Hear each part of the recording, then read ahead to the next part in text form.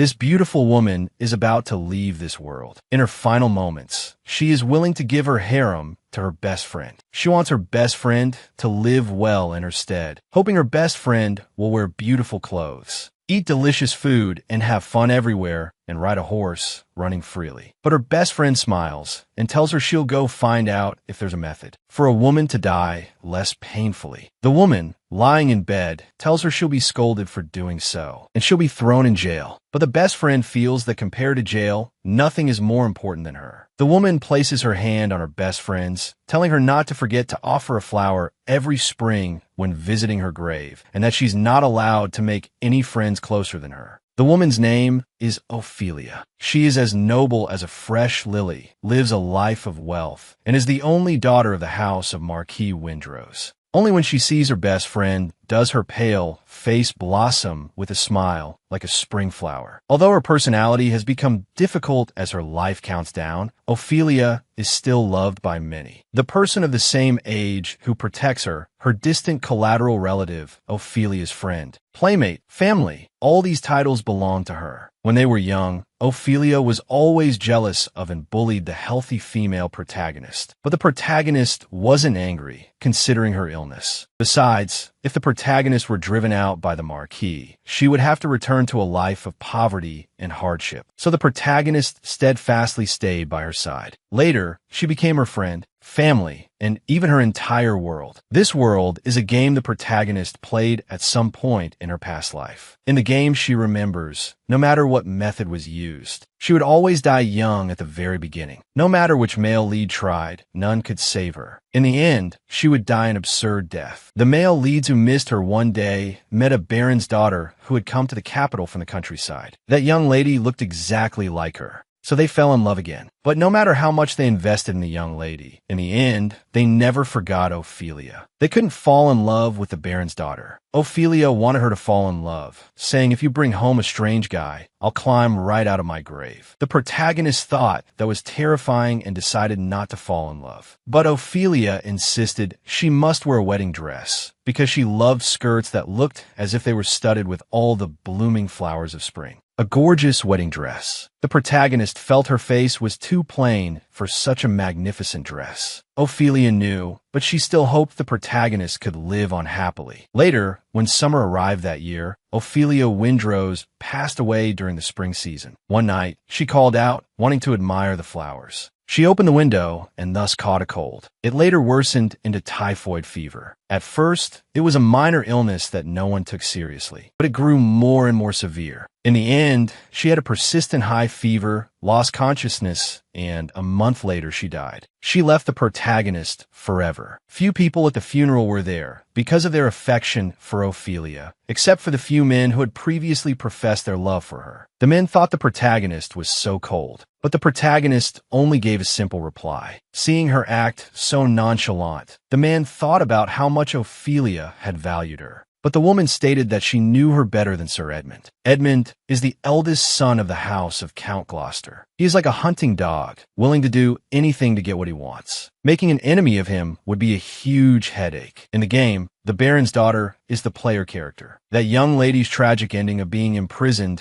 was mostly because of this cold-blooded man. For matters related to Ophelia, he would willingly go through fire and water. He has a room filled with a collection of items related to Ophelia. In the bad endings, it seems his reasons can be inferred from his broken family and the mystery of his birth. The protagonist didn't want to deal with him at all. Another man stated that the person who understood Miss Ophelia best was none other than Miss Amelia. The man's name is Cassio. Although he speaks like a gentleman, his character is the worst because he treats people like objects. He wasn't here to help the protagonist now either. He just wanted to tease Edmund. Cassio questioned how he could presume to know Miss Amelia's true feelings. Indulging in your own emotions and rebuking a lady like this is rather unseemly, isn't it? Edmund thought the sun must have risen from the west for him to actually speak up for Miss Amelia. The protagonist knew they would not be on her side. The reason the protagonist didn't show sadness at the funeral was because they would mock her, thinking she was trying to take Ophelia's place. the protagonist told them she would not become a member of the house of Marquis Windrose. The two were somewhat shocked to hear her say this. The protagonist asked if they hadn't noticed a familiar face was missing today. Although Reltiz is the second son of the Hoff family, his abilities are outstanding and his character isn't bad. He's a close relative of the house of Marquis Windrose. If Ophelia had been healthy, he would have been her fiancé. He would have also married into the family. And just like these two, he had professed his love for Ophelia in the game. The protagonist believed the Marchioness would probably adopt Sir Reltiz as her son. He is a knight with a limitless future, and his bloodline is pure, making him a suitable heir for the Marquis's house. But Edmund didn't understand what she was saying. The strange thing was that they weren't stupid, but for some reason, whenever it came to matters concerning Ophelia, they acted like fools. It turned out Ophelia knew they professed their love for her, but they were just fools attracted to the pitiful beauty of a dying woman. Now that Ophelia had passed away, the protagonist had no reason to stay in the Marquis's house. The Marchioness had already fainted from crying several times today. The Marquis, having lost his only daughter, would likely be overwhelmed with the issue of an heir. So the protagonist planned to use this time, when no one was paying attention to her, to leave. But when they learned the protagonist was leaving, they showed intriguing expressions. Edmund thought that if she left the Marquis's house, her life would be very difficult. The protagonist stated it clearly. Since Ophelia would not be coming back, she had nothing left to hold on to here. Cassio asked if she didn't plan to become the Marquis's adopted daughter. The protagonist felt she had already received a lot from staying at the Marquis's house, enough to support herself. In fact, someone would become their adopted daughter, the one who appears later who looks just like Ophelia.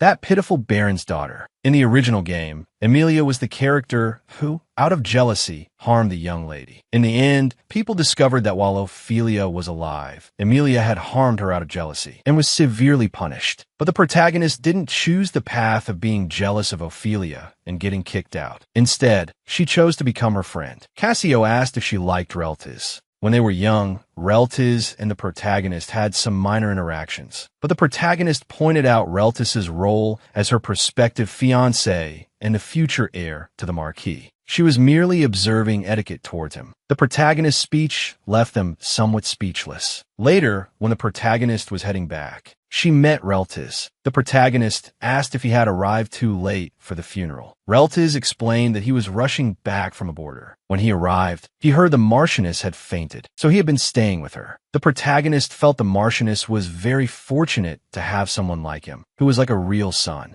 Reltiz said something similar, but the protagonist felt that if she went, the Marchioness would only feel worse. Reltiz suddenly showed concern for the protagonist. "How have you been lately?" The protagonist didn't understand what he meant. "Are you heartbroken from seeing the Marchioness and being reminded of Ophelia?" The protagonist told him she didn't know either. Everyone had watched the constantly ailing Ophelia and knew she would die one day. The protagonist looked at her face every day and had wondered what the worst day would be like. The reality was more bearable than she had imagined. It was over. Ophelia would never be in pain again. She no longer had to beg that if her body didn't get better, at least let her passing not be too painful. The last time she saw her face, she looked as if she were asleep, quiet and beautiful. There were no tears, no pain, just an emptiness in her heart, as if a hole had been punched in her left chest. Every time she breathed, it felt like wind was passing through it. Her heart felt utterly empty. Reltiz told her not to force herself. The protagonist heard that gentle voice and thought, this is why it's so hard to leave. But the protagonist's mind was made up. The maid was also helping her pack her luggage. She didn't know her lady was leaving, simply thinking she wanted to tidy up. The protagonist told her to take the silk scarf in her hand. The maid was flustered because it was a gift from Ophelia to the protagonist. The protagonist said she had already kept her favorite color and told her it was just enough to be split among the three of them. The maid was very touched, but seeing her lady's sad smile, she wished she would just cry her heart out instead. But the protagonist said she wasn't one to cry easily. The maid had been with her for so many years. She knew the difference between a fake smile and a real one. The protagonist hugged her, as if the maid before her understood her better than anyone else. But she had to leave the Marquis's mansion. In reality, she had nothing. Everything was borrowed because of Ophelia. So she said her final goodbye to Ophelia.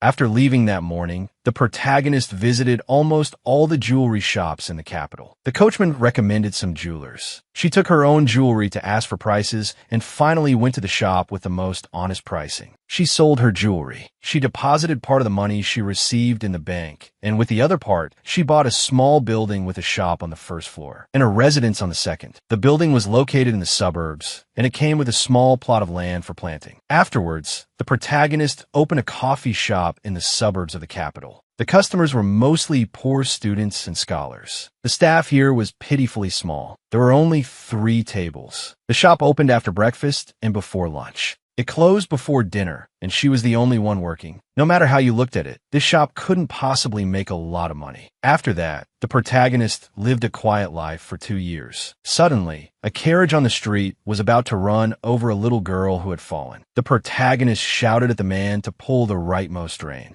To stop the horse, the protagonist, without a second thought, pulled the little girl into her arms. Fortunately, the man managed to control the carriage in time. The girl and her guardian expressed their gratitude to the protagonist. Just as the protagonist was about to pick up the fallen apples, a familiar man appeared before her. Reltiz hadn't expected to meet her here. The protagonist was also surprised to see Reltiz. Suddenly, a woman who looked very much like Ophelia appeared in front of the protagonist. This woman was the game's protagonist, Elodie D'Antia. The Marquis and Marchioness had bought her from the protagonist's parents and supported her in doing what she should. This was clearly a transaction. The protagonist was not their biological daughter, nor could she ever become their daughter. The protagonist felt she could not become Ophelia. There was no one in this world who could replace her. The protagonist loved Ophelia, and she also loved the house of Marquis Windrose where she lived. Back then, Ophelia told her to live well. Live well for my sake, too. Wearing a veil with long lace, carrying an expensive bouquet, and marrying a noble gentleman she could never have hoped to reach before. Would that bring happiness? The protagonist was certain of one thing. If she stayed in the Marquis's house and took Ophelia's place, she would not be happy. So she had to cast aside all those things that had nothing to do with her. Leaving was the best choice, because she could not become Ophelia's substitute. In the near future, a girl who looked just like her would appear. This woman didn't know if she would be happy or unfortunate. The protagonist introduced herself as Amelia. Elodie wanted to get her contact information. She didn't want the protagonist to refuse. She wanted to express her gratitude. If it weren't for her, that child would have been in trouble. The protagonist said she didn't need any thanks. Elodie took her hand, telling her not to be like that. As Elodie took the protagonist's hand, a hint of shyness crossed her face. The protagonist refused, not wanting to get involved in any troublesome matters. Elodie wanted to say something, but Reltiz urged her to get on the carriage, saying it was getting late. Seeing she was about to leave, Reltiz asked how she came to be here. The protagonist told him she was a free person and could go wherever she wanted. The protagonist told him to go back and not keep the other person waiting. Reltiz asked, "Don't you have anything you want to ask?" The protagonist saw that his usually calm and composed dark eyes now seemed somewhat anxious. The protagonist told him she is very kind and beautiful. Suddenly, the coachman urged Reltiz to hurry or they would be late. Reltiz told her they would talk later.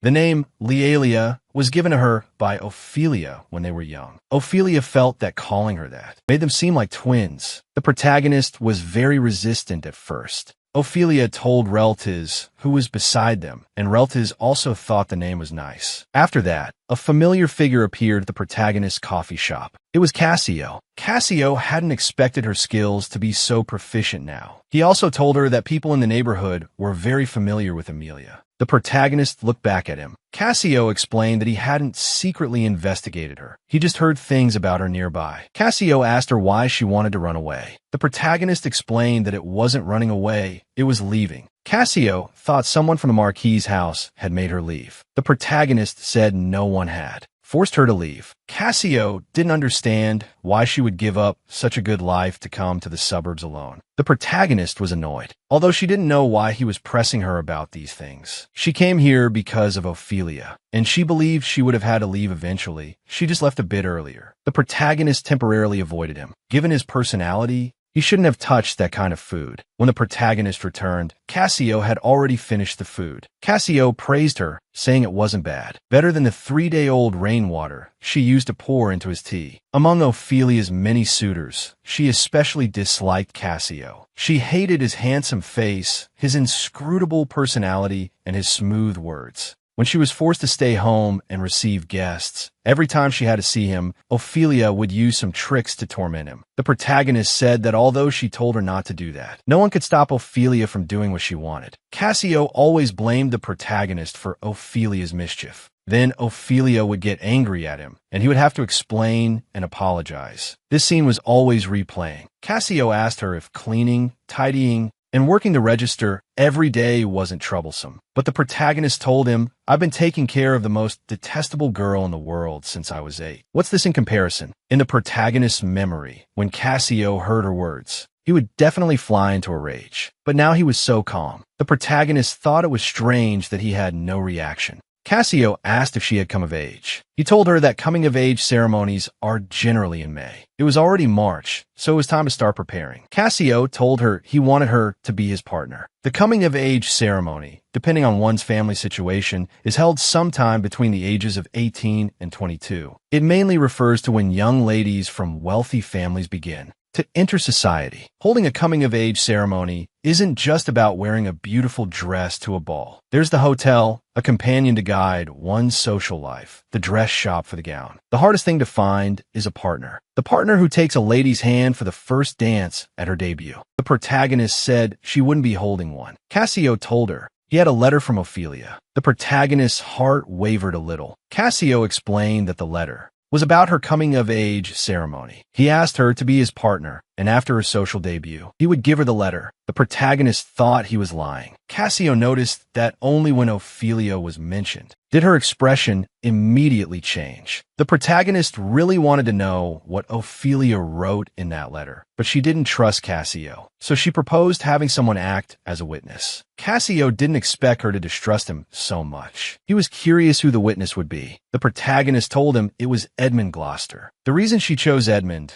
was because in the game, the one most obsessed with Ophelia was Edmund. He would change the Baron's daughter's name to Ophelia after she became the Marquis's adopted daughter and married him. The protagonist told him, "Your face clearly says you're bored to death with this world, yet you say such sentimental things. To others, it just sounds like empty words." She believed Cassio was quietly watching a powerless weakling struggle with all her might, when he could push her into despair with just the lift of a finger. Cassio asked if she had always distrusted him. The protagonist told him to stop with the false pretenses. It couldn't sway her at all. But Cassio didn't seem to think so. Seeing his expression, the protagonist thought that any naive young lady would have long been deceived by him. Cassio hadn't expected that this was the kind of person he was in her eyes. Cassio decided to say his most honest words. He told the protagonist that at the Marquis's house, they were very sad about your disappearance. They also didn't expect you to be absent from Ophelia's memorial service. But the protagonist coldly thought that one didn't have to attend a memorial service to express their grief for her. Cassio realized that he couldn't capture her heart in any way. So, Cassio revealed that Ophelia had written 2 letters for her. "It's because I read the contents of this year's letter that I specifically came to find you." The protagonist grabbed his clothes, wanting to know what was written in the letter. Cassio said helplessly, "The moment you hear Ophelia's name, your eyes change." The protagonist didn't care what he said. She just wanted to know the letter's contents. Cassio didn't answer, just told her to go back and rest well. After that, Cassio took the protagonist shopping for clothes. The protagonist felt she didn't need so many clothes. Cassio said that since the fitting yesterday wasn't successful, this was to compensate her. Cassio felt that seeing her expression made it worth spending any amount of money. The protagonist was like a black cat, indifferent to whatever was brought to her. But in the end, seeing the mountain of fishing rods, silver vine sticks, branches, and balls of yarn, she panicked and her fur stood on end. Cassio thought to himself, she must have lived well at the house of Marquis Windrose. Is she this surprised? In fact, after the protagonist disappeared, Reltiz was incredibly anxious. The Marquis had planned to persuade her to stay the next morning. When the Marchioness heard the news of Amelia's disappearance, she fainted again. But she only left a silk ribbon for her close maids, took a single suitcase, and left in a hurry. Cassio was the same. He was afraid she might have died somewhere, and many were uneasy. When Cassio saw the protagonist in front of the coffee shop that day, he felt both happy and incredulous. It seemed the protagonist had now changed into her new clothes.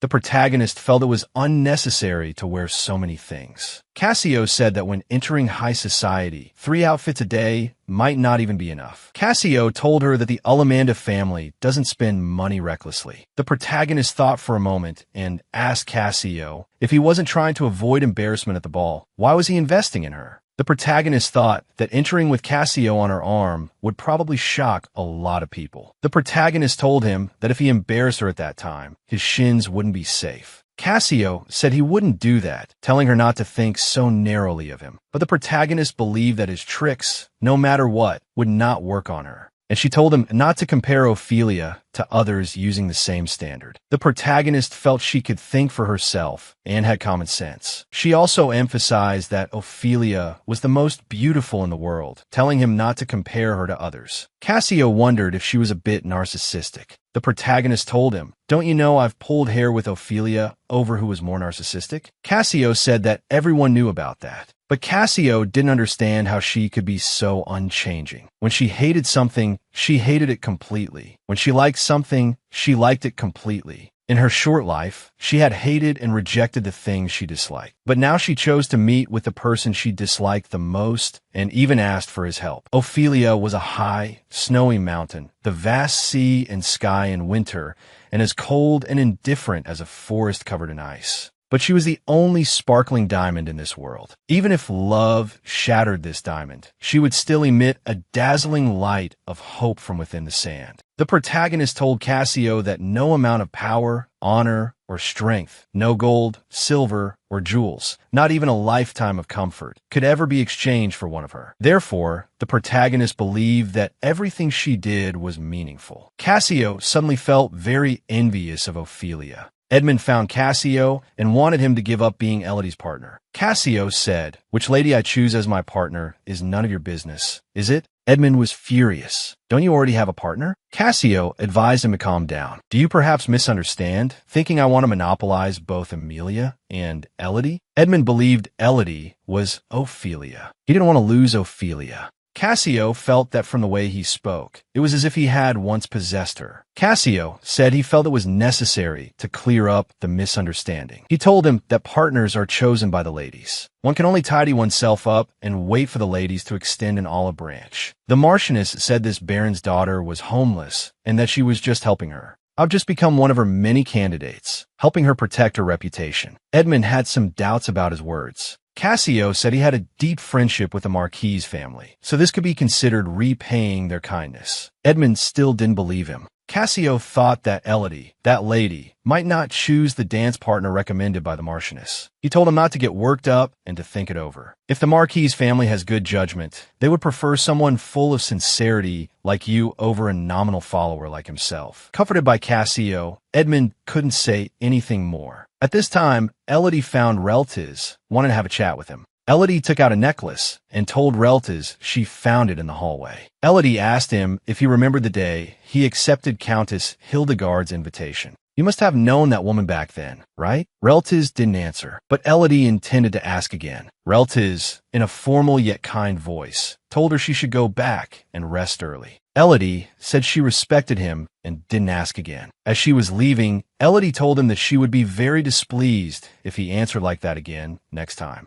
Reltiz recalled his childhood, when he used to meet the female lead at night. The female lead would even call Reltiz brother. She told him that Ophelia had filled the tea for the guests with dirt, and that she planned to sneak into the kitchen to fix the tea. In the end, Reltiz still helped the female lead clean up the mess. Reltiz wondered why he had thought of it without realizing. Emilia. A young Ophelia told Emilia that she was just her toy and not to be smug in front of her. Amelia also confronted her, cursing her as a sick bitch. Then the two started pulling each other's hair, expressing their dissatisfaction with one another. The female lead told him that the fight back then was really intense. Ophelia told her it wasn't over yet. "Look at you. You look like you're being punished." Amelia didn't understand why he had come. Why didn't he go find his noble lady? Relatives said he didn't come to make the female lead apologize, but that he came out of concern for her. The female lead, feeling inferior, thought that no matter how kind he was, how much he worried about her or took care of her.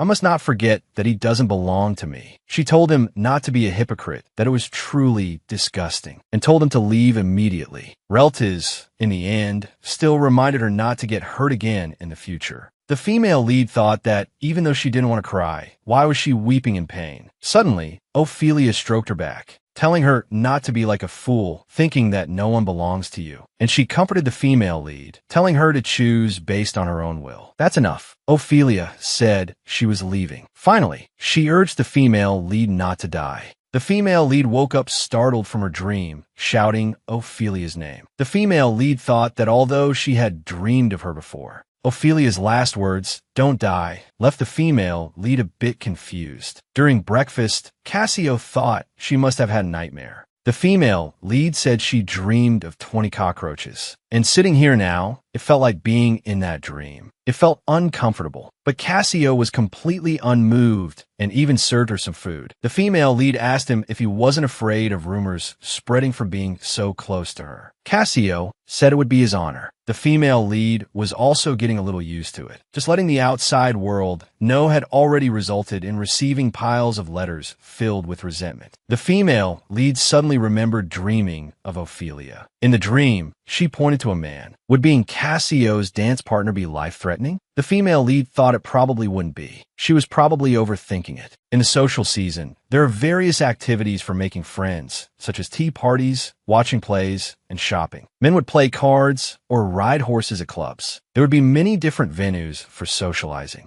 But the most anticipated event is the Palace Ball. Every year in mid-May, the nobles who have come of age gather at the royal palace for a grand ball held in an auditorium that is not usually open to the public. The female lead asked if she should maintain an air of mystery until the royal ball, or if she should attend other parties to become a familiar face. Cassio said that day is Her Highness the Princess's debut. Originally, in the year the player had their coming-of-age ceremony, there was no plot line where a princess also had her debut. In the game, almost no one could compete with Elodie, whether in terms of appearance, background, or character. If the princess debuts at the same time, it would be difficult for Elodie to receive much attention. The female lead didn't understand. Don't royals usually debut very early? Cassio said that was indeed the case. Princess Sia had attended a ball when she was 5. But after the queen gave birth to His Highness the Prince, she never let her attend a ball again. At this time, in the Islat Imperial Palace, a lady-in-waiting told her not to go there. The Islat Palace is divided into the White Palace and the Black Palace. That place is the Black Palace, where all the royals live, especially the Grahen's Palace. That's where the princess receives her successor's education. It's empty now. At this moment, in the Grahen's Palace, a woman was scolding a person in black. "I did everything, yet His Majesty still hasn't woken up." She wanted him to give an explanation. The person in black questioned her. "You knew you would be cursed, but you still did it to have a son. You went so far as to desecrate the goddess's sacred object and offer a ritual dance to the goddess, didn't you, Your Majesty the Queen?" The queen told him she had sacrificed a lot to protect her position. In her home country, her position as heir was taken by her younger brother simply because she was a girl. Risking exile, she married into this country. She saw it as her second chance.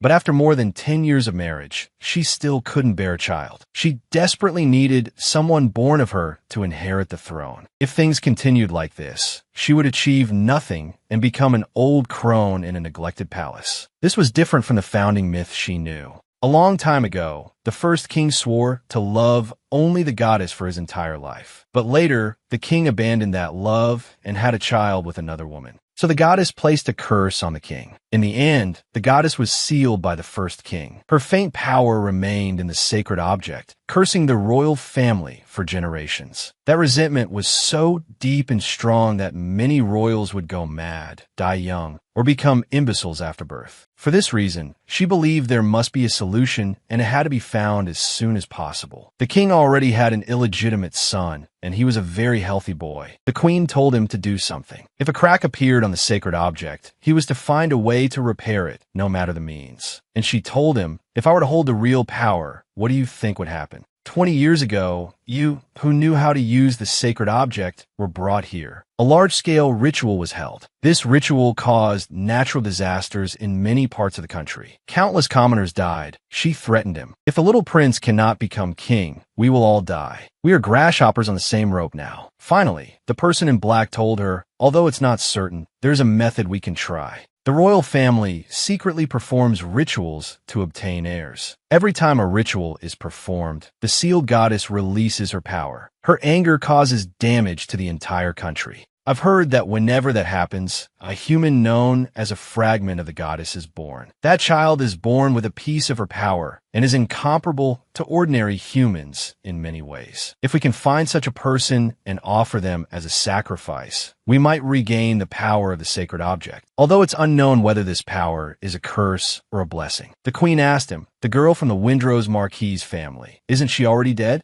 Then the person in black took out a newspaper and told her, this baron's daughter in the middle, her age and appearance are the same. If we offer this young lady as a sacrifice, His Majesty might wake up again. At this time, Elodie and the noble ladies were having a tea party. She told them she had a terrible dream. Elodie told them she dreamed she was killed by a strange fellow. The ladies comforted her, saying such a dream wouldn't come true and not to worry. Another girl said, isn't that person from the Windrose Marquis family here? With him protecting them, who would dare threaten the Marquis family? Besides, he was the one who subjugated the heretics back then. He wiped out all those outrageous fellows and bandit gangs. No knight has been able to defeat him yet. The noble girls greatly admired Sir Reltiz. Afterwards, in front of the noble ladies, Reltiz came to pick up Elodie. The noble ladies were incredibly envious. On the way, Elodie told him, Edmund wants me to be his dance partner. Reltiz congratulated her on that. No one can force your decision. Whatever you do, I hope you can follow your heart. So Elodie told him she had rejected Edmund's invitation. The dance partner Elodie wanted was actually Reltiz.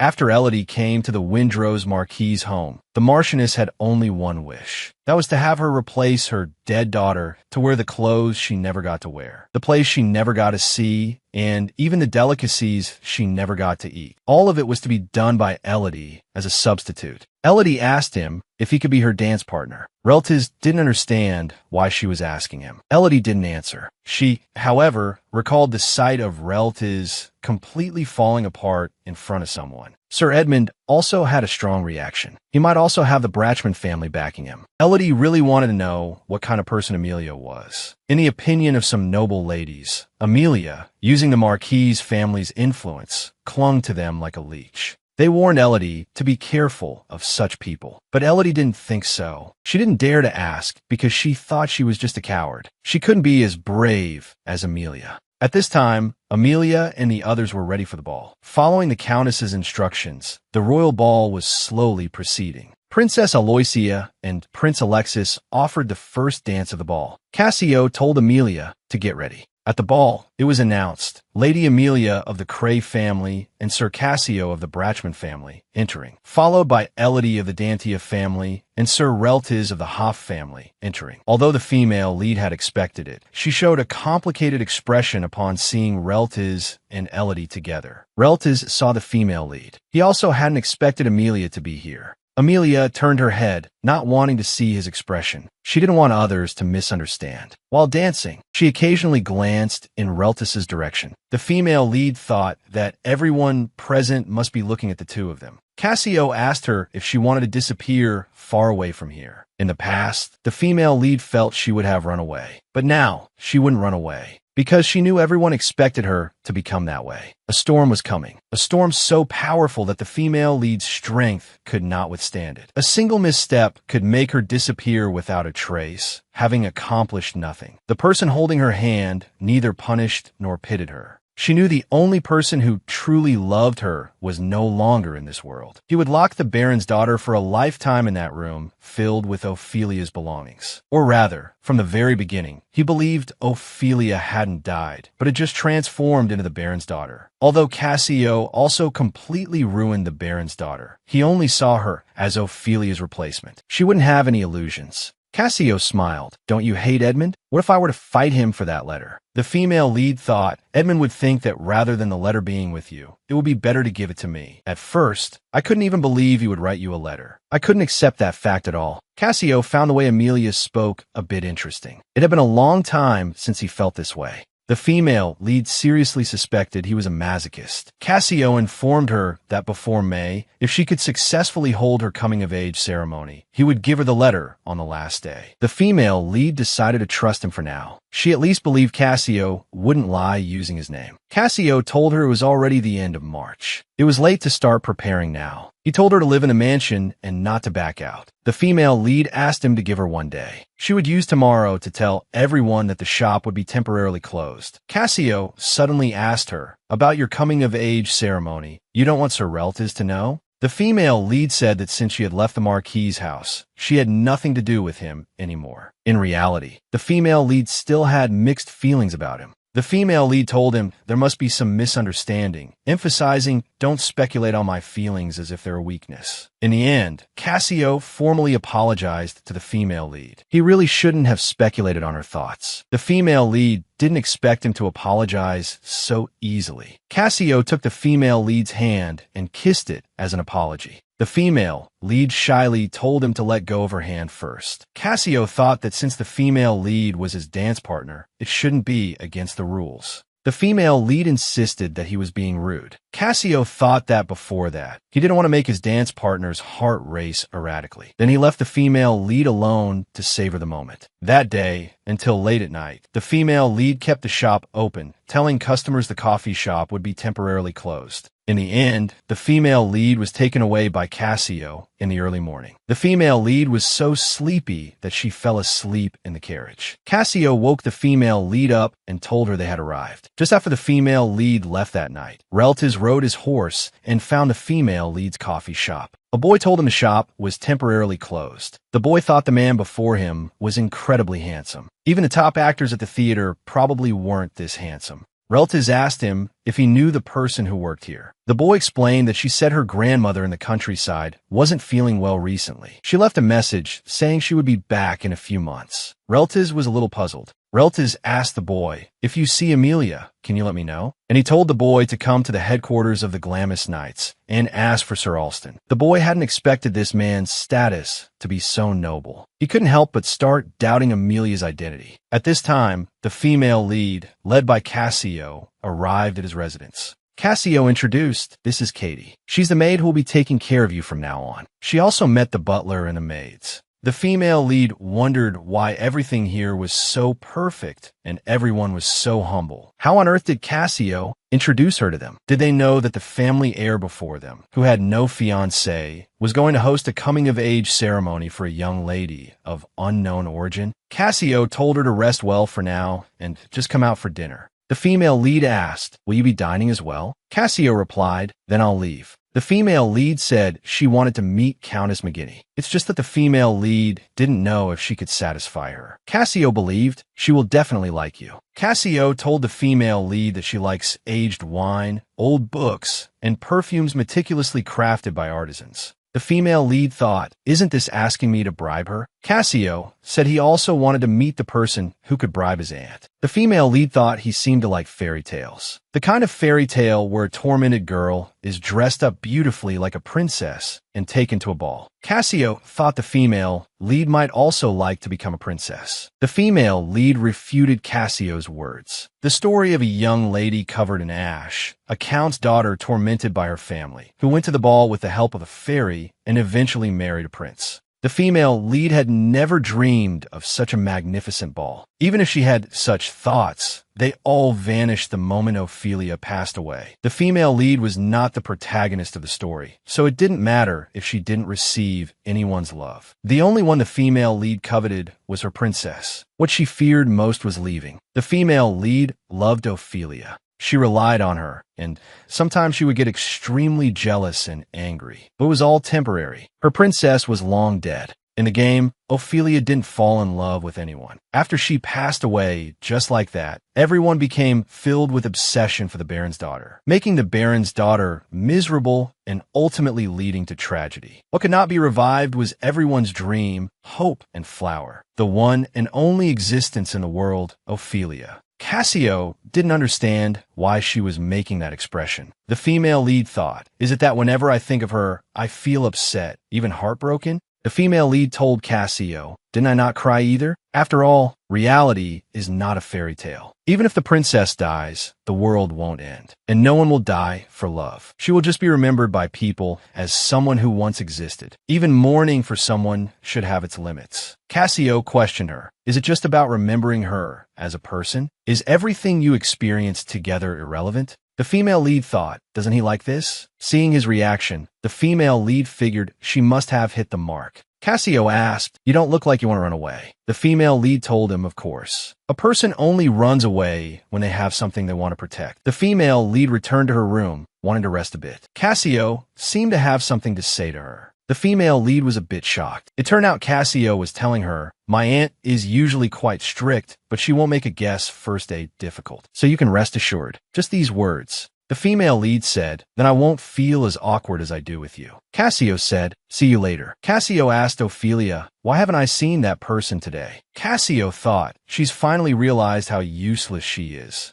Ophelia told him to shut up. If I weren't meeting you behind Amelia's back today, I would have thrown you into the fountain long ago. Ophelia hated all of them, whether they were dead or alive. She didn't want them to appear before her. Cassio didn't understand. She was actually meeting him behind her back today. Ophelia explained, precious secrets are always revealed at the very end. That's usually how it is. Cassio said, what would happen if I went and told her right now? Ophelia asked, but don't you hate Amelia? Cassio was at a loss for words. Ophelia said some things that Cassio didn't understand. He didn't understand why she was so triumphant. She was like a confident prophet who, even if a typhoon were to strike, would still bloom her own flower in the distant future. The female lead's dinner with the Countess was as quiet as the time after a typhoon has passed. The Countess, just as Cassio had said, would never accept bribes. Her words and actions were elegant, and her demeanor was excellent. Katie thought, the young lady is truly amazing. She passed the Countess's test with ease. The female lead waved her hand, saying it was a piece of cake. Katie thought that taking care of the young lady truly brought her joy. The female lead thought her smile really resembled Rosie's. The female lead wondered, is this Cassio's doing? After meeting Cassio again, she always felt he was a bit strange. He had started to smile more. He also learned to apologize to others. Katie said the young master had booked the dress shop for tomorrow. The time wasn't set, so there was no rush to leave. The female lead thought the ball was approaching, so she planned to go early. A man asked Edmund, when should this bouquet be delivered? To your home? Edmund told the man, deliver it to the Adelia dress shop tomorrow morning. It's a gift for the noblest of ladies. The dress shop owner told them to wait a moment. Please wait. Another girl's voice came from inside. Katie thought they had made the appointment first, yet someone had cut in front of them. The female lead comforted her. With nothing to do, the female lead sat down to chat with Katie. During the fitting, the female lead saw an acquaintance walk by. Edmund suddenly dropped to his knees, hoping she would forgive him. Elodie was startled by his actions. For a moment, she didn't know how to respond. To show his apology, Edmund kissed the back of Elodie's hand. Two maids thought they were like a scene described in a romance novel. Just as the female lead saw him and was about to leave, she was spotted by Edmund and the others. Edmund stood up and roared, questioning why she was here. The female lead told him to calm down first and not to scare his companion. Edmund asked about Elodie's condition. Elodie said, I'm very sorry, although she didn't know what was happening. The female lead sternly told her, this has nothing to do with you in the first place. This isn't something that can be laughed off. If you don't know anything, then please don't say anything. The reason the female lead got angry was because she looked so much like Ophelia, yet her behavior was completely different. It was a bit infuriating. Edmund thought the female lead was that person. How dare you lose your temper with Miss Elodie? Katie stood protectively in front of the female lead. The female lead told Katie not to act like that for her sake. Not showing any weakness, the female lead questioned Edmund, and who are you to dare get angry at me? Edmund was too scared to make a sound. The female lead told him, as a gentleman, if you want to court someone, it's best not to be rude to others in such a setting. And don't use the way I treated this young lady as an excuse to lash out and say I'm being unreasonable. The female lead told him, you're not a child anymore. Stop acting like a fool in front of that woman. Edmund was too scared to refute her. The female lead found Cassio and questioned if he had deliberately designed this scene. Cassio explained aggrievedly that it was truly a coincidence. The reason he didn't go in at that moment was because he was afraid that if Edmund saw him, things wouldn't end easily. The female lead thought, if you each stood on my side and Miss Elodie's side, it would make the scene even more chaotic. Cassio said, especially with you there, the scene would be very awkward. And Edmund is the biggest fool. Cassio asked, that mysterious young lady, what is she really like? The female lead thought, she's very beautiful and very kind. Cassio said, is that all? The female lead was a little impatient. Cassio joked, I saw you were angry, so I just asked. After Ophelia died, everyone changed. Now they no longer chase after her, but pursue that woman who looks just like her. The female lead told Cassio that in her heart, no one can replace Ophelia. Cassio thought, then what if that young lady isn't friendly to others, but is only gentle with you? Amelia believed he could like whomever he wanted. He didn't need to be defined by others. Amelia asked him what he had been busy with that morning. That morning, Cassio's aunt told him that procreation is very important for the family. In this country's founding legend, although a goddess bestowed her blessings upon the kingdom, this goddess had a fickle and cruel temperament. Later, the royal family gradually stopped worshiping the goddess and began to worship the great god Blitz. From then on, the system of primogeniture began, which meant boys were valued more. The current king and queen had been trying to have a child for a long time, but they only had one daughter, Princess Aloysia. The queen was born of an Aldrich concubine, so she has almost no power in the country. Therefore, the king's younger brother, Grand Duke Franz, covets the throne. So, for the princess to inherit the throne, the queen began to give her a strict education. But a miracle occurred 8 years ago. The queen gave birth to Prince Alexis. At the time, many said the prince was still young and the princess had only just grown up, so the Grand Duke did not give up on vying for the throne. The king's health began to deteriorate 5 years ago. This society ball is bound to be a bloodbath. His aunt told Cassio to consider a marriage partner. If you're willing, I can make you the princess's dance partner. Cassio said, you mean the one the queen and his majesty are hiding in the palace? That timid young lady. His aunt thought she would be easier to manipulate. His aunt knew he used to like the young lady of the house of Marquis Windrose. How could a young lady who hadn't even formally entered the gates of society shake it up so easily? Some even joked that she was a goddess born in human skin, destined to die young. His aunt thought there was no harm in having the house of Marquis Windrose on their side, so she never interfered. But the one thing his aunt didn't understand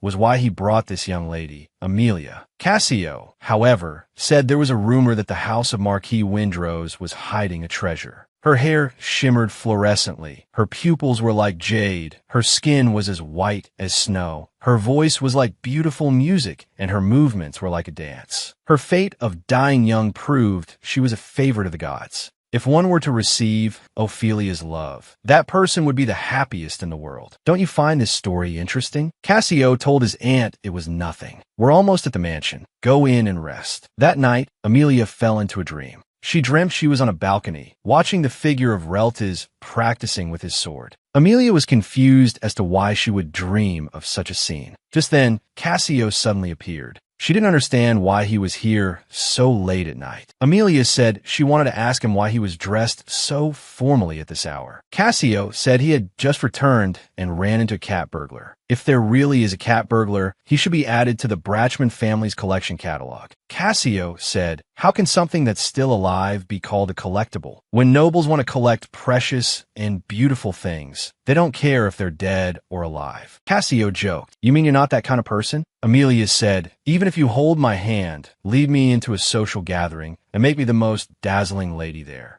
It has nothing to do with me. Cassio thought she was saying it again. She always had a habit of drawing a line, always with a cold and indifferent expression, positioning herself as an outsider. Just like that day, whether discussing her own marriage partner, the Marquis's house, or her family of origin, whether discussing matters of the heart or other topics, she was always calm and unshakable. Her gaze was just coldly resolute. Cassio asked Amelia, "Why do you feel it has nothing to do with you?" Amelia thought it was because it wasn't achieved through her own power. "Or are you saying that if I were to use the name of a dead friend to curry favor with you, the perfect gentleman, Mr. Cassio, who has always respected ladies and wanted to keep secrets, the news would still spread like wildfire?" Cassio said, "To think you'd have such a misunderstanding about me. It's truly heartbreaking." Meanwhile, Edmund noticed Amelia and the others and told them they were being quite intimate. "I didn't realize you two were so close." Amelia thought it was none of his business. Edmund asked her, "Didn't you say you didn't need anything from the Marquis's house? What's this all about now? Are you envious? Or are you jealous after hearing news about Lady Elodie?" He told her, "There's no place for you here anymore. The one who should have left on her own accord dares to meddle." Amelia asked Cassio, "If I say something unpleasant next, won't it reflect badly on the Bratchman family?" Cassio told her to do as she pleased. "Leave the rest to me." So Amelia grabbed Edmund's collar and shouted, "Listen up, you dog. This is all because of Ophelia. Otherwise, would I be holding hands with that foe?" Cassio said, "That's enough of a ruckus." He then asked Edmund, "Don't you have to accompany Lady Elodie?" Amelia told Cassio he didn't need to be so considerate of her. There's only one official escort. Lady Elodie is already dancing with someone else. Hearing this, Edmund was furious, believing it was in accordance with his own will. Amelia asked him, "And what about Lady Elodie's will?" Edmund said, "She was too shy and rejected me a few times. But she is very kind, so of course she accepted me." Amelia thought the young lady was under a lot of pressure, so how could she refuse? Amelia couldn't help but sigh. What a pitiful young lady. It would be so much better if she had her own unique appearance. As a result, she was surrounded by Ophelia's suitors. Even the rumors said she was Ophelia's reincarnation. In Amelia's memory, the player in the game was very kind. For example, when a date was unilaterally canceled, the only option the player could choose was to be understanding with the excuse, "I happen to be busy too," and then nod without a word. But even living like that, most of the time it resulted in a bad end. In other words, her life was like that of a machine being manipulated. Every time Amelia watched her cry or lament, despairingly meeting her final moment, she would feel strange inside. Amelia told him, even if Ophelia was willful, she would be understood because her days were numbered. But if Lady Elodie is willful, will she be understood? Probably not, because that's her nature. Even if it's a fake, as long as it's sparkling, you can use it as a substitute to satisfy yourselves. She is different from Ophelia because she won't refuse you. Mr. Edmund, have you ever once thought for that young lady's sake? At this point, Edmund couldn't listen anymore. So he slapped Amelia hard across the face. Seeing this, Cassio immediately pushed him away. Amelia knew she had caused trouble. Elodie and Reltis saw this and were greatly shocked. Reltis questioned Edmund, demanding a clear explanation. Amelia told him it was just a small matter between her and Edmund. She then asked Cassio to take her away, saying she didn't want to stay. Cassio told him his lady was tired, and he told Edmund, "I will not forget what happened today." At that moment, Elodie ran toward Amelia. She seemed very worried about her condition. Amelia said, "I can't trouble Lady Elodie and Sir Reltis any further.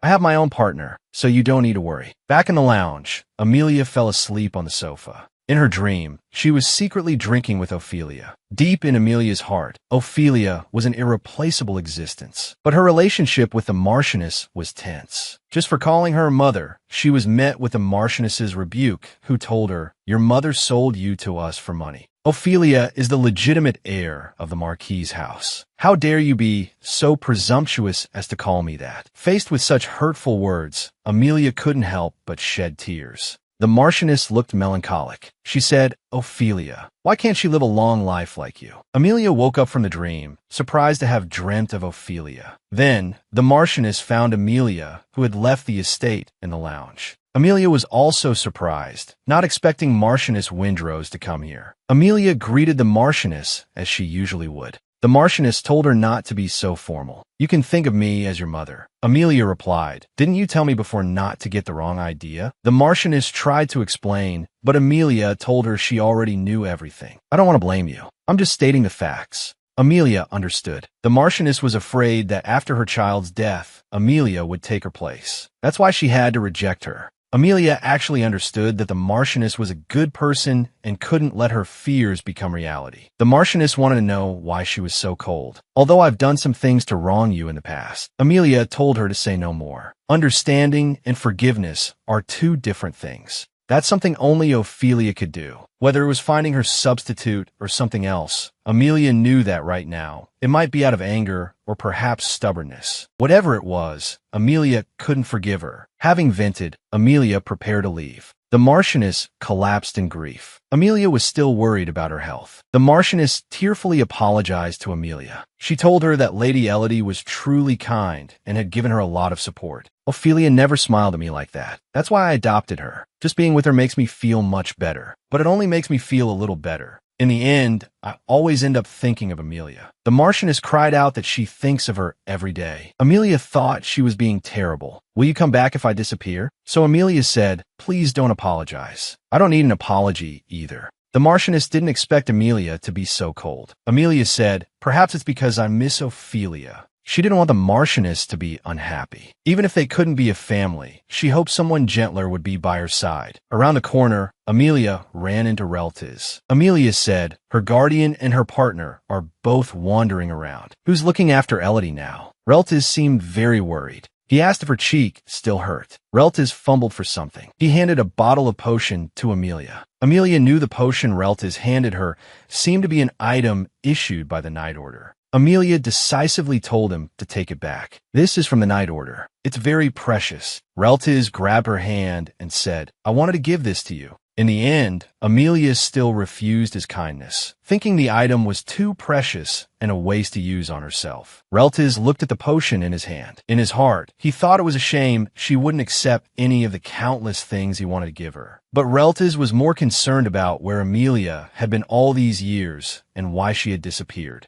Reltiz knew very well that she disliked this place. So he asked Amelia why she would suddenly come to such an occasion and get into a dispute with Edmund. Amelia said that as a 20-year-old noble's child, it was only natural for her to attend her society debut. She then apologized to Reltiz, saying she really shouldn't have left without a word. The Reltiz of the past thought that as long as he had a sword in hand, there was nothing he couldn't overcome. He wanted to close the distance with Amelia, but it was proving to be very difficult. Amelia said that too many things had happened today. She was very tired and wanted to go back. Reltiz wanted to know why she was with a man she didn't trust. Amelia said it was because she had things to do and mentioned that Cassio also had his good side. She told him not to worry about her. Reltiz didn't seem to want to let her go. As Amelia tried to walk away, he placed his hand on the back of hers, asking her to return to the Marquis's house. And I will grant you anything. I will do everything in my power to help you. These words seemed to touch Amelia somewhat, but Amelia still refused. She thought he shouldn't be saying these things now. He never seems to say anything unpleasant, no matter where he is. But I run my mouth freely, and this is what I've become.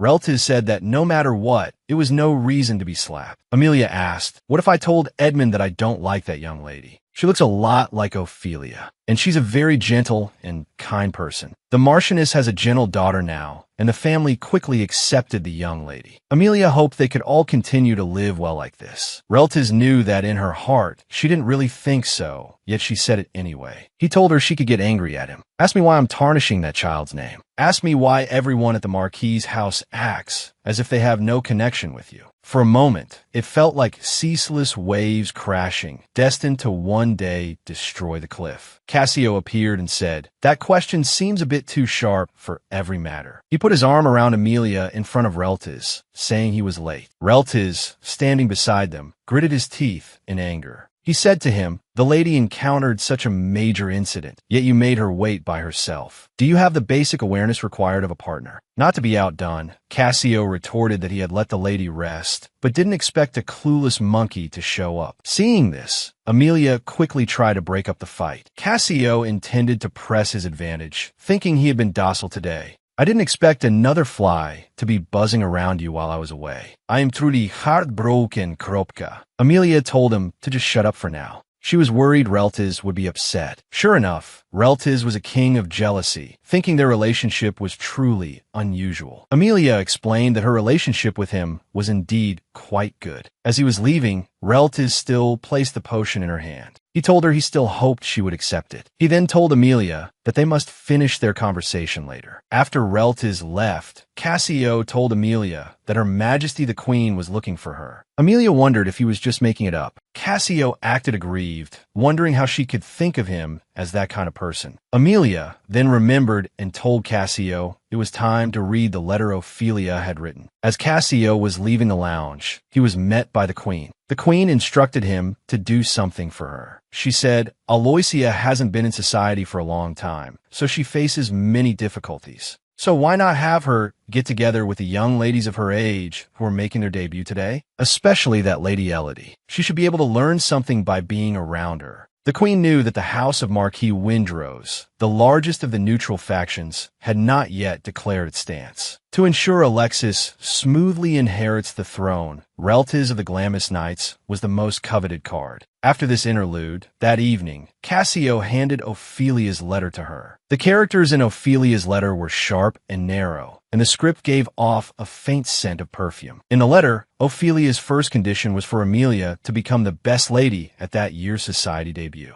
Where will the money of the House of Marquis Bratchman be spent? If you hear that your family is being encroached upon by the House of Windrose, you will surely appear. You're good at many things. You must use any means necessary to get all the dresses, flowers, and jewels. If you let her be outshone by the royals, I won't let you appear before my coffin. The second condition was for Cassio to be Amelia's partner. She seemed very relieved to entrust Amelia to Cassio. The letter said she cherished her very much. If any idiot dares to act foolishly in front of her, deal with them as you see fit. So Ophelia had Cassio stay by Amelia's side to protect her. Ophelia saw Amelia as the most precious thing in her life. Amelia knew this was about her. Now Amelia understood why Cassio had suddenly sought her out. After Ophelia's death, she felt anger, jealousy, and inferiority toward Elodie. In a world without Ophelia, Amelia had no confidence to go on living, which is why she ran away. Of course, Ophelia understood her well, so she dragged her weary body to write letters to Cassio and Amelia. Ophelia wanted Amelia to wear beautiful clothes, go out and have fun, eat delicious food, and ride horses. Amelia felt that getting slapped was well worth it to receive Ophelia's letter. Cassio, however, thought this was not the time to say such things. Even if the wound isn't serious, you're still a girl. Amelia said it didn't hurt at all and asked Cassio about the other letter. Seeing her sad expression, Cassio couldn't bear it and told her it certainly wasn't something he could just give her, but that she was expected to obtain it through business means. Amelia was very happy and surprised. She hadn't expected this kind of style from Ophelia. Amelia was very grateful to Cassio and wanted to give him a hug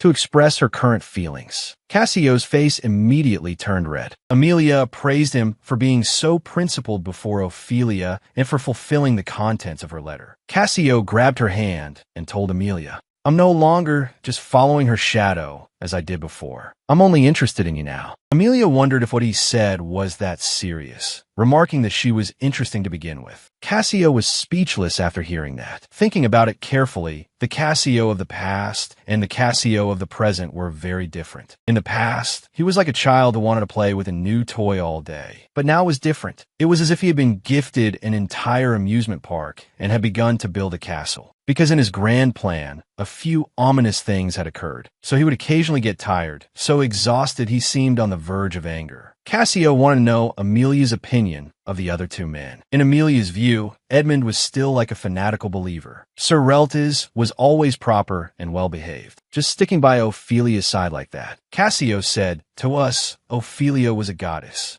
Then you are the temple that allowed the goddess to descend to the mortal world. Cassio explained that when he first saw her in a black and white world, only she radiated a strong color. How could someone with that kind of light be the same as an ordinary person? As a noble lady, she received adoration that even royalty did not. But she didn't seem happy. Perhaps no one in the mortal world could truly understand her. After listening, Amelia stated that Ophelia was just an ordinary person. Cassio didn't think so. Being swayed by human emotions doesn't suit her. It's like making a god fall to the level of a human. That seems truly bizarre. Amelia thought they didn't understand Ophelia at all. Cassio wanted to know what power Amelia used to change her. Amelia told him to shut up, thinking he was no different from those who spoke nonsense. She believed that even if people like Cassio clung to her, they couldn't see her for who she truly was. Amelia was very disappointed in the current Cassio. She told him, if you think she's that great, then stop having these strange ideas. Just end it there. Cassio asked a tricky question. What if there isn't just one person like Ophelia?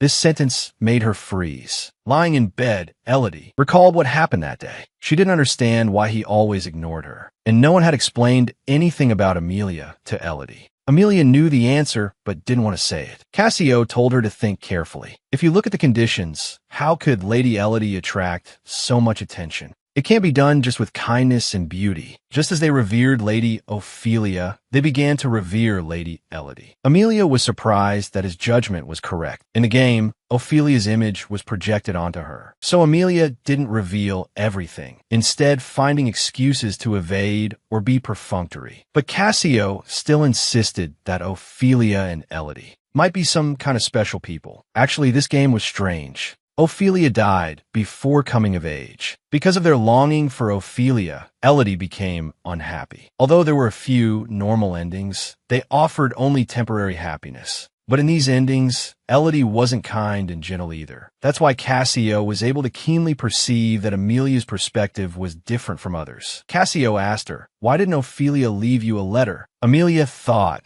She probably thought I wouldn't obediently attend the society debut. When I die, I plan to ask Ophelia what on earth she was thinking. Then Cassio really wanted to know, if she had asked you in person, would you have refused? Amelia told him that as long as it was Ophelia's request, she would have basically accepted. Cassio didn't understand why now then. Amelia knew that what he had just said wasn't a simple question, but more like a clue to a puzzle. Amelia asked him if he knew something about Ophelia. For the first time, Amelia began to have doubts. As a player, she hadn't even figured out some of the details. The game had followed Amelia and become reality. How the coincidences that existed in the game would affect reality was an unknown. This was a world of romantic fantasy. Although it was a concept unknown to ordinary people, there was magic, temples, and divine officials here. Because this is in the game, because that's just how it is, because this is her fate. Amelia couldn't just accept everything as a matter of course for these reasons. Only then did she realize that there were even some secrets she didn't know. Amelia recalled Ophelia's letter mentioning that year. Which year was it? This made Amelia feel apprehensive for the first time. Cassio thought she still had secrets. The royal tea party was coming soon. It was a formal invitation that couldn't be refused, and many ladies from prestigious families would be there. Cassio asked Amelia, "Shall we search for the treasure Ophelia hid together?"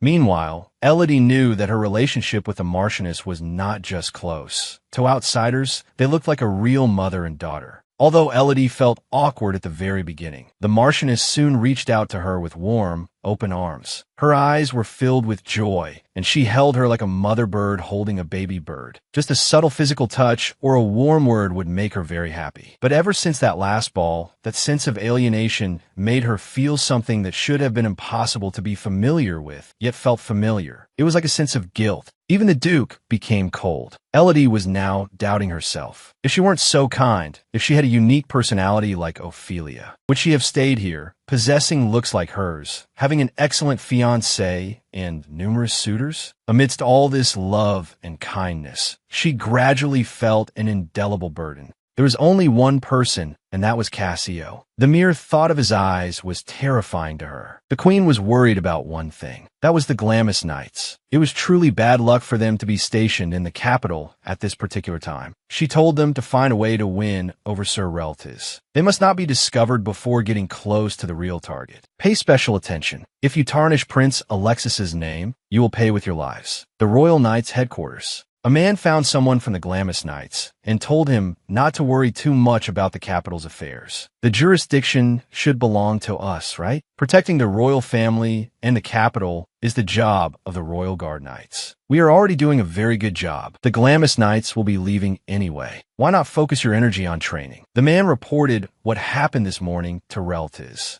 Reltis didn't seem to mind, but told him to be more vigilant. It would be too late if something happened. He noticed what was written on the list. The man explained that it was about the disappearances. Everyone gathered in the square to dance and have fun. But he heard that, after all the dancing was over, several young ladies did not return home. Relatives thought they might have just stayed out for the night. The man said he had heard testimony from a child who sells flowers. He said the older sister who used to sell flowers with him didn't come to sell flowers. He thought it was because yesterday was the festival and there were few customers in the early morning, so his sister didn't come. But he noticed that among the shop clerks and vendors on the street, those who used to show up every day, no matter what, were nowhere to be seen. He explained the situation to the guards, but they didn't listen seriously. He said Sir Black happened to meet him. Relatives felt that this matter was indeed unusual and told the man to go and inquire about it immediately. Suddenly, relatives asked the man what gift he should give to someone he hasn't seen in a long time, saying that he didn't know how to approach her. The man said, "Don't tell me it's a woman." Relatives didn't deny it. The man thought it was Miss Elodie from his social circle. But on second thought, that wasn't right. Elodie is basically in the capital. It couldn't be her. It must be someone he hasn't seen in a long time. The man seemed to know who it was. The man reminded him that recently, giving gifts of beautifully colored ink has become popular. Giving that kind of gift or opera tickets would also be fine. Relatives, however, fell into deep thought. The man asked, "Could it be that you don't know her hobbies?" Relatives could only infer her hobbies based on childhood memories and the handprint she left when making coffee. The man thought girls generally like embroidery, right? Giving that would also work. But relatives decisively stated that she doesn't embroider, and he was very decisive about it, because relatives had seen with his own eyes that her embroidery was really bad. The man said, "Well, you should know best. No matter what gift you give, as long as it's carefully chosen, the other person will surely be satisfied." Relatives' thoughts were pulled back to the past. He was once so close that he mistakenly thought he knew her well. She distanced herself in an instant, and I couldn't get any news of her. It was only then that I realized I had never given her a single proper gift. So relatives wanted to give her something that could be kept for a long time. While this young girl was at work, her boss gave her a very peculiar blue rose. Seeing her youth and beauty, the boss decided to let her take this rose to the festival, hoping she could find a suitable partner. So the girl, with a fluttering heart, took the rose with her.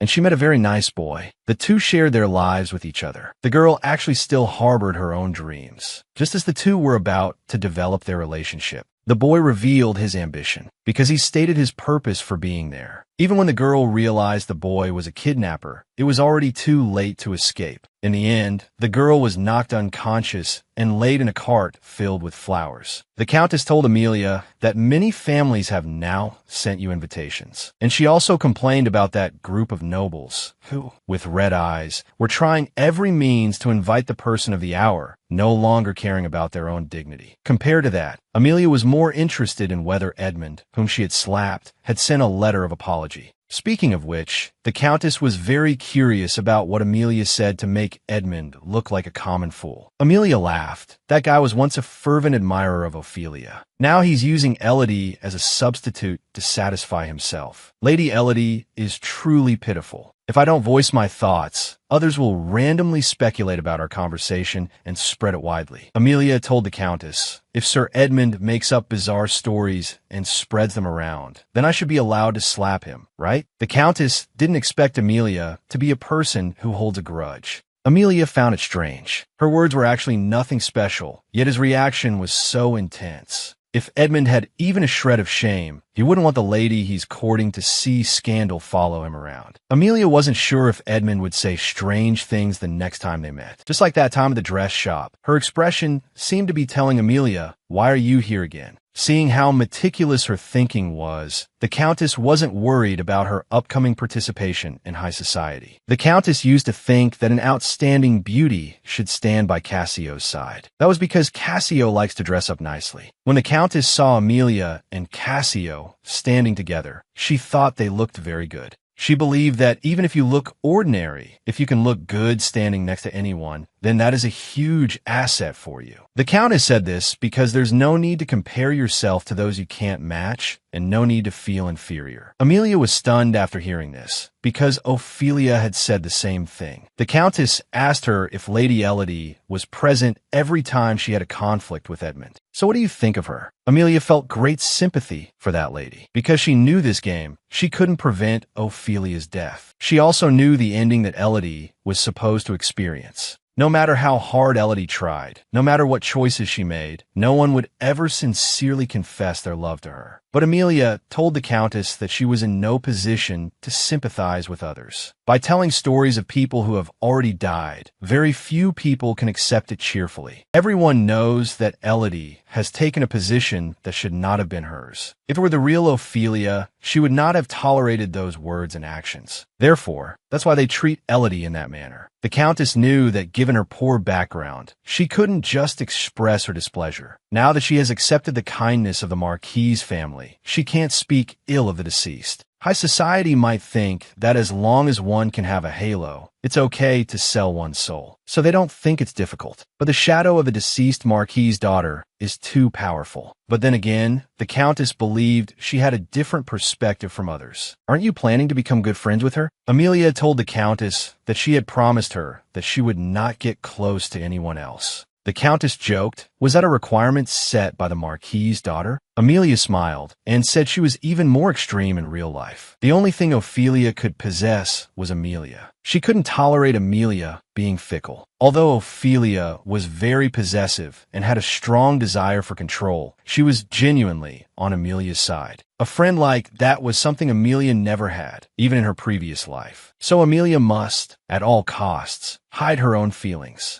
It's not that only a love that burns through life and is fought for is great, nor does giving up mean that the meaning of all feelings disappears. It's just that Amelia has someone she cares about more, so she has made up her mind. Meanwhile, relatives personally came to Cassio's residence to find Amelia. Cassio didn't want to tell him Amelia's location. Relatives argued, "You don't know your partner's location? Can you take responsibility if something happens?" Cassio thought he was right about that. Your sudden visit from the start was very rude. I thought Sir Reltiz would be more of a gentleman, to come to the residence to find Amelia without any prior notice. Reltiz said he just wanted to give something to her. Cassio told him to give it to him, and he would pass it on. But Reltiz refused. Cassio thought, is he suspecting that our Bratchman family is not taking good care of her in some way? Reltiz told him he had no right to restrict him from giving something to Amelia in person. Cassio still pressed on, telling him that the times were dangerous. The reason Cassio was being so evasive was because he saw Reltiz coming here with a gift for Amelia. This fact itself annoyed him greatly. Cassio had felt the same way back then. So he would obstruct them in every way, preventing any opportunity for the two of them to be alone. Seeing that he would not give in, Reltiz couldn't be bothered to waste more words and planned to come back next time. Cassio told him not to come back next time. It wouldn't be good if rumors spread. The best knight in the country neglecting his own partner to court a guest of the Bratchman family. How infatuated. Reltiz said he was just delivering a gift and not to over-speculate. Also, when Edmund slapped her, why were you just watching from the side? So you do know the word careful. Since we're on this topic, let me ask you, was it your doing that Amelia made her social debut? If you really wanted to protect her, you wouldn't have let her make her social debut. You should have sent her to a country villa to recuperate. Cassio said, Lady Amelia is a very talented person. Sponsors often see potential in a young lady and turn her into a big shot in high society. And he thought that Sir Reltiz looked down on Amelia too much. He then said that his aunt was very satisfied with Amelia. Besides, right now, Sir Reltiz and Lady Amelia are complete strangers. Reltiz found what he said unreasonable. No matter what, you can't just arbitrarily change the past, I shared with Amelia. After hearing this, Cassio's dislike for Reltiz deepened.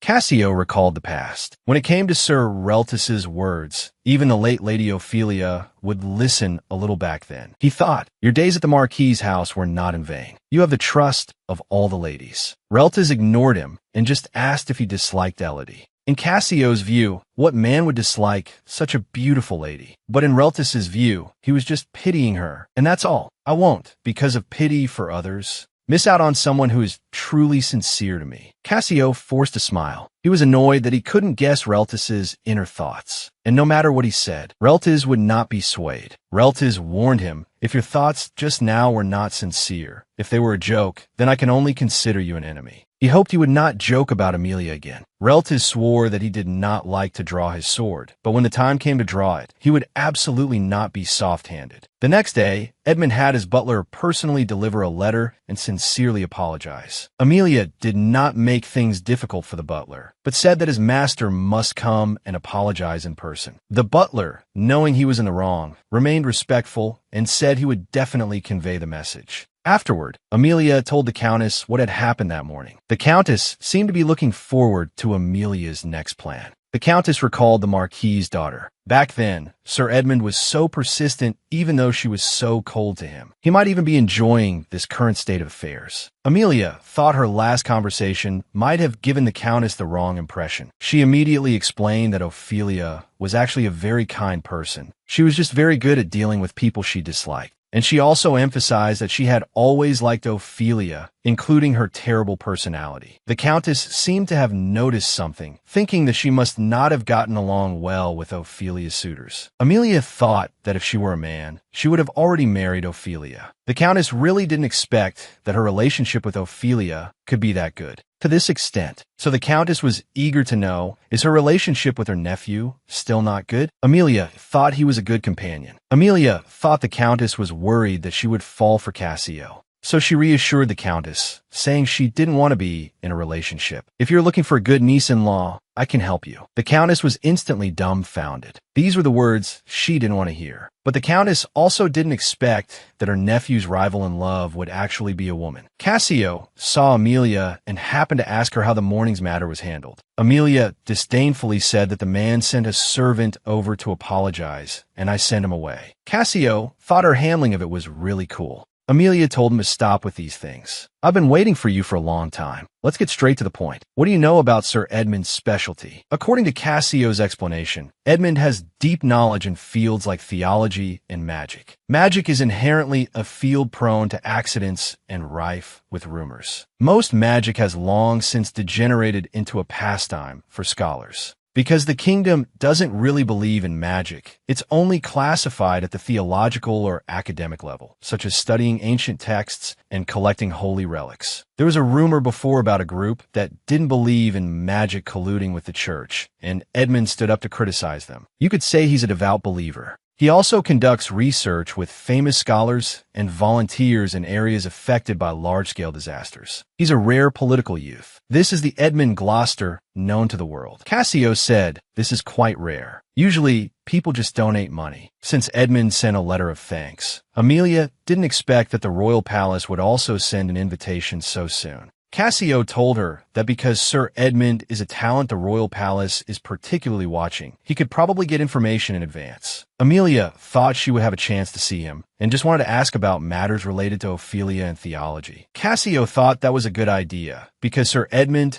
is one of the few practical mages who can use magic in reality. Amelia didn't understand what he meant by a practical mage. Cassio explained that magic is usually divided into two types. One is material and the other is non-material. Material refers to several practical forms of magic. Although rare, it can create potions, fire, water, and the like. Just like the sword is majesty bestowed upon relatives, this kind of magic can also strengthen steel. But magic is very difficult to use in daily life because one needs to be familiar with various variables, such as the climate of that day and time, the movement of the wind, and so on. As for non-material magic, it's about calculation and is almost fictional. It's said to be close to the realm of research or experimentation, several times more difficult than the material realm. It could be said to be impossible from the very beginning, such as turning back time or folding space, and bringing the dead back to life, such ethereal things. Although Cassio has never seen it with his own eyes, he seems to believe in the existence of such magic. As for theology, it is said that gods existed in the distant past, but it is unimaginable now. The Countess of Gloucester went to a convent after giving birth to Sir Edmund. Sir Edmund was exposed to theology from a young age. It is said that the Countess was a great beauty. After experiencing many scandals, she had Sir Edmund. This was the first time Amelia had heard this. Because this is not a very glorious matter, she could understand why he couldn't show his dark side in front of Ophelia.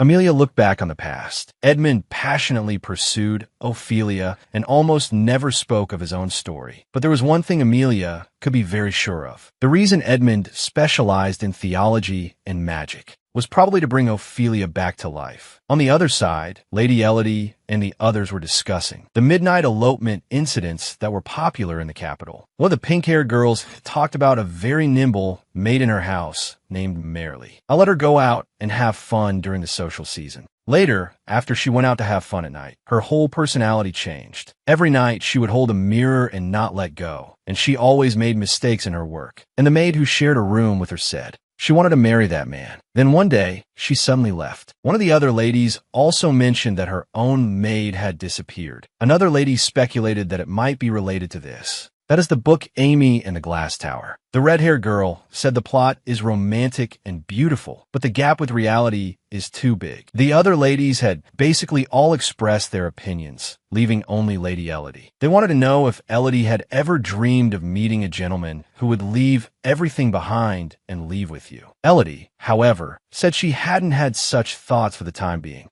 The brown-haired girl said, that's because Lady Elodie already has the most wonderful prince. Elodie actually hated tea parties like this. The boring love stories also made her feel very burdened. If she were to speak her true thoughts, she could hardly imagine the expressions on their faces. At that time, Elodie was still being pressured by her parents to marry an earl. Because of her grandmother's death, their family had almost nothing left to eat. With no other choice, Elodie had to agree to go to the capital. Not long after, the Marchioness of Windrose heard news of her and sent her an invitation. It was almost a miracle. Although there were some rumors, Elodie didn't care. She understood that the Marchioness would not abandon her. She also understood that Edmund's blatant courtship put some pressure on her. Reltis's companionship became her lifeline and shield. Elodie thought that it didn't matter even if she was someone else's shadow. As long as she could stay like this and be kind to everyone, she could soften even the most sharp-tongued person. Elodie was very confident, but there was only one person who was different. That was Amelia. Only she gave off an inherent sense of discord. Elodie often had nightmares, and at the end of the dream, there was always the figure of Amelia. Elodie really wanted to understand her, but she didn't know if she would have the chance. At this moment,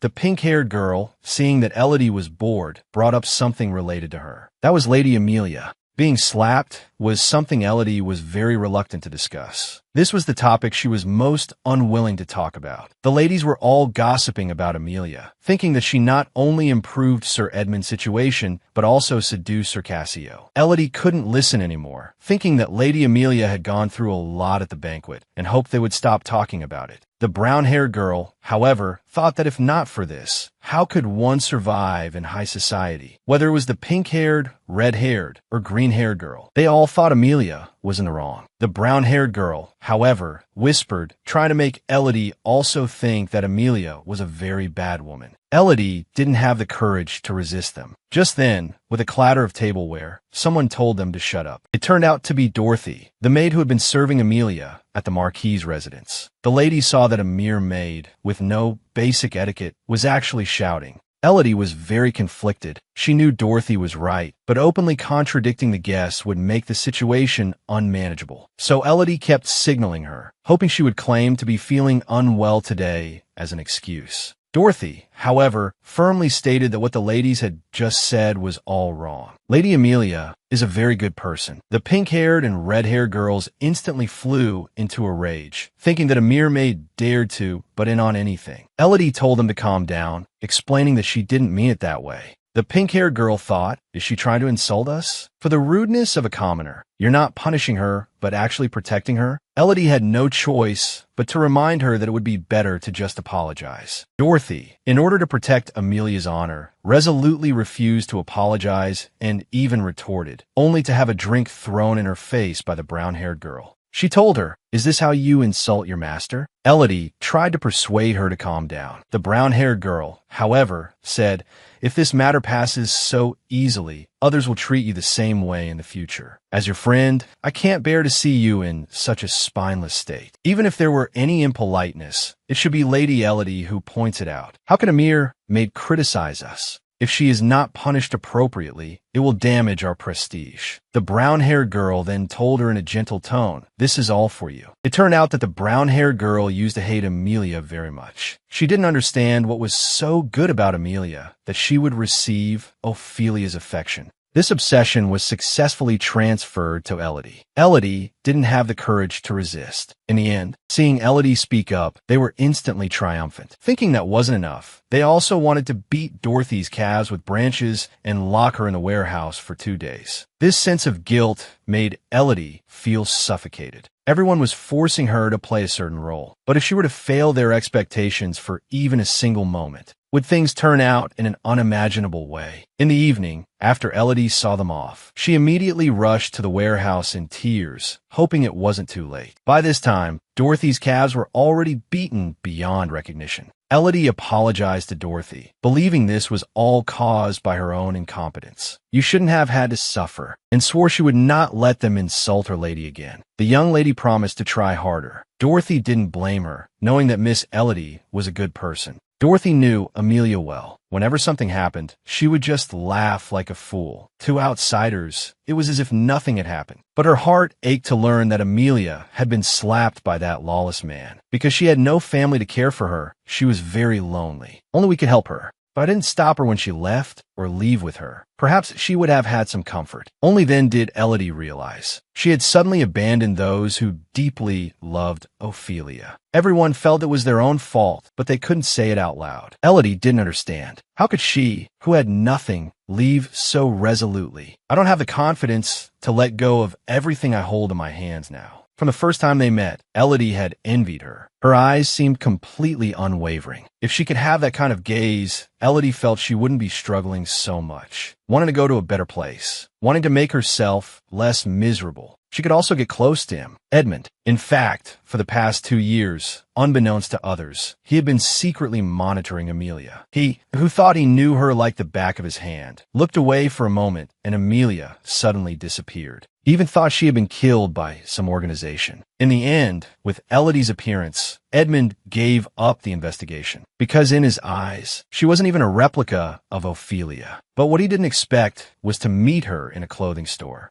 Edmund looked at her. Her pale, transparent black pupils seemed to be accusing me. A voice devoid of emotion, an indifferent tone. This was the impression this woman gave him. That was the first time Edmund had felt such indifference. It was also the first time he had been so thoroughly rebuffed. After that, he would run into her everywhere. Finally, unable to suppress his anger, he became entangled with Amelia because of that one slap. But what surprised Edmund was that Amelia, after being slapped, revealed that kind of look in her eyes. Reltiz also acted indifferent to everything, naturally taking his place by Ophelia's, or rather, Elodie's side. Cassio pretended to be kind, but was actually making things go his way. He even stole Amelia away behind his back. That's why Edmund couldn't accept it. So Edmund wanted to prove to them that he was not someone to be ignored by an insignificant woman. Meanwhile, at the headquarters of the Glamis Knights, Reltiz and his men finally found a lead. It's the same for nobles. Whether noble or commoner, they can openly discuss marriage. If the other party were a commoner, it would not be easy to escape the notice of all the nobles and run away. Therefore, this is most likely a kidnapping case under the guise of love. The reason the story of falling in love at first sight overnight is spreading is all because of the existence of this book. Reltiz guessed that it might be the work of the faithless. The faithless do not believe in the God of this country. About 20 years ago, due to a disaster that swept the kingdom, some lords abandoned their territories. The abandoned lands became a living hell, producing generations of refugees. A portion of them accepted the faith of the goddess of the past and began to engage in radical acts. They became bandits and started setting fires in other territories. They live mainly by plundering and use ethereal doctrines to deceive others. It is said that the goddess of the past does not accept male sacrifices who betrayed her. She only wants women who resemble her true form. Not too young and not too old. She requires female sacrifices of just the right age. Although most of the faithless are lowly residents who spread the flames, their most terrifying aspect is that they appear scattered. They set fires in every place where the nightly order camps for the night. They also poison the supplies. One cannot let their guard down around anyone, be they children, the elderly, or adult men and women. They all die after saying the same thing, leaving no one to testify. This matter is now very difficult to handle. The man decided to report it to the royal family and have them form a team.